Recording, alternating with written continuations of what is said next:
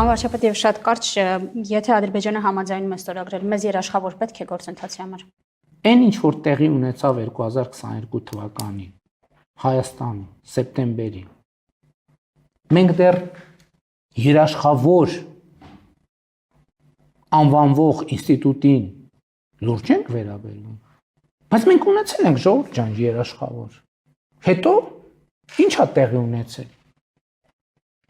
Ես էլի եմ ասում, տեսեք, որ մենք ասում ենք, մենք մեր պատմությունից դասեր քաղել այդ նախադասությունը, հենց ասում ենք մեր պատմությունից պետքա դասեր քաղել, միանգամից գնում ենք 4-րդ դար, 3-րդ դար, չգիտեմ, պետք չի գնալ 4-րդ դար, 3-րդ դար։ Պետքա գնալ 2022 թվական, պետքա գնալ 2021 թվական, պետքա գնալ 2020 թվական։ Այսինքն ես ասում եմ, որ Հայաստանի անվտանգության մի երաշխավոր կա։ Դա ինքը Հայաստանի Հանրապետությունն է,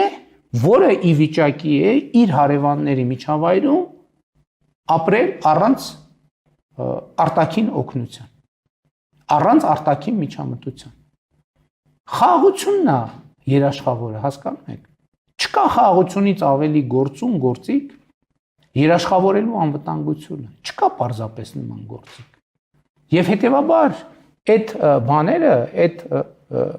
հասկացությունները, հասկանում եք, իրանք փոխվում են, ժամանակը փոխում է։ Մենք էլ ենք խաղաղության պայմանագրի համաձայնագրի իմիջիալոց հիշենք, որ անունը արդեն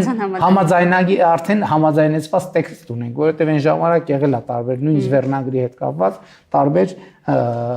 տարբերակներ են։ Հիշենք փաստաթուղթը, որ արդեն համաձայնեցված է, դրված է սեղանին եւ սպասում է ստորագրության, կոչվում է խաղաղության համաձայնագիր, խաղաղության եւ միջպետական հարաբերությունների հաստատման համաձայնագիր։ Մենք էլ ենք այն ժամանակ տենց հոդվածներ ունեինք, մենք քննարկում ենք, այնտեղ աշխարհում ինչ որ բաներ են տեղի ունենում։ Քննարկում ենք, նույն համոզված մեկ էլ մի բան ասացինք, հələ մի րոպե եկեք նայենք։ Արդյոք մեր աչքի առաջ փոփոխվող աշխարհի հետ մեր պատկերացումները նույնպես պետքա չփոխվեն։ Հետո տեղի ունեցավ 2022 թվականը։ Հետո տեղի ունեցավ այն, որ մենք փուլ սառեցրինք մեր անդամակցությունը ՀԱՊԿ-ին։ ՀԱՊԿ-ը Հայաստանի Հանրապետության անվտանգության երաշխավորն է եղել դե յուրե։ Ինչ մենք ուզում ենք, մենք ուզում ենք նորից նույն պատմության մեջ մտնենք, ոչ, ես համաձայն չեմ դրա հետ։ Խաղաղություն, ինստիտուցիոնալ երկարաժամկետ խաղաղություն, հարևանների միջավայրում ապրելու հմտություն եւ կարողություն, ահա, եւ իհարկե նաեւ պաշտպանունակ բանակ, որի բարեփոխումները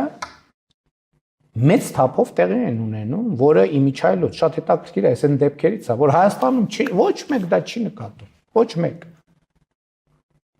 Այն բանաձևերը, որ ես ասում եմ, դրսից ներմուծվող բանաձևերով ենք մենք մտածում, բայց այս դեպքում դրսից եկած ինֆորմացիա մենք չենք նկատում։ Հայաստանի կառավարությունը լուռ է ընդհանրապես բանակի բարեփոխումների ոլորտում ինչա տեղի ունենում, լուռ բացարձակ։ Մենք էլ են առաջվա բանի նման չենք, որ մի բան անում ենք, մենք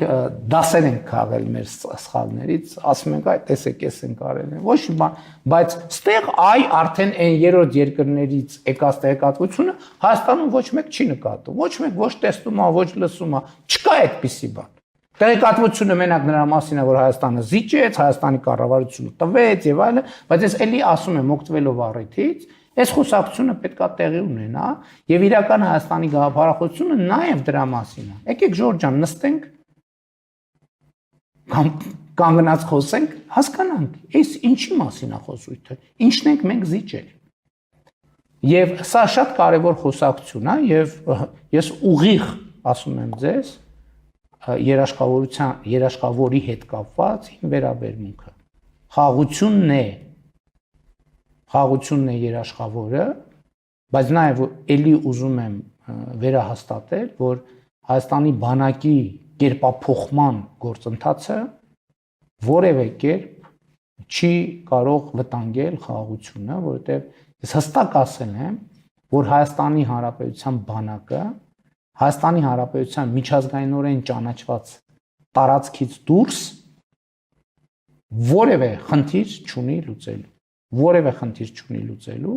ներառյալ չունի խնդիր լուծելու կապված Հայաստանի ավելի քան 200 քառակուսի կիլոմետր օկուպացված տարածքների վերաբերյալ, որովհետև ինչպես արդեն ասացի, սահմանազատման դե յուրե գործընթացը ստեղծել է բոլոր հնարավորությունները,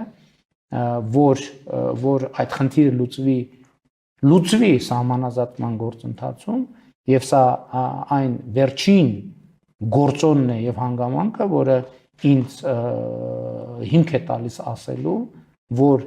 տարածաշրջանում էսկալացիա եւ էսկալացիայի հնարավորության մասին բոլոր խոսակցությունները, գնահատականները, պնդումները արհեստական են եւ մտածած են։